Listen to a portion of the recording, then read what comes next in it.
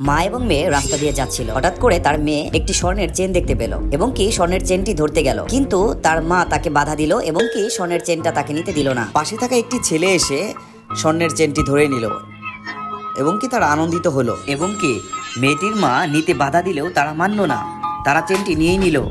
মেয়েটি তার মাকে বলল, মা তুমি কেন আমাকে ওই স্বর্ণের চেনটি নিতে দিলে না? তার মা মেয়েটিকে বুঝালো, রাস্তার পাশে পড়ে থাকা কোনো জিনিসই আমাদের নেওয়া উচিত নয়, কারণ যে কোনো জিনিস আমাদের বিপদ ডেকে আনতে পারে। এই বিষয় নিয়ে তার মা তাকে সতর্ক করলো এবং কি তাকে দুটি গল্প শোনালো।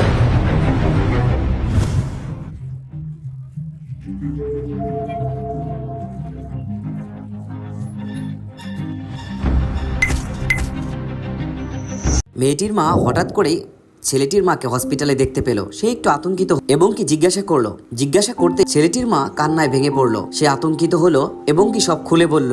আসলে ওই স্বর্ণের চেনটি স্বর্ণের চেন ছিল না, ওটা একটা বিষ মাখানো পয়জন ছিল। এজন্যই ওই ছেলেটি অসুস্থ হয়ে পড়লো। এজন্যই আমাদের সতর্ক থাকতে হবে, যে কোনো লোভে যেন আমরা পা না দেই।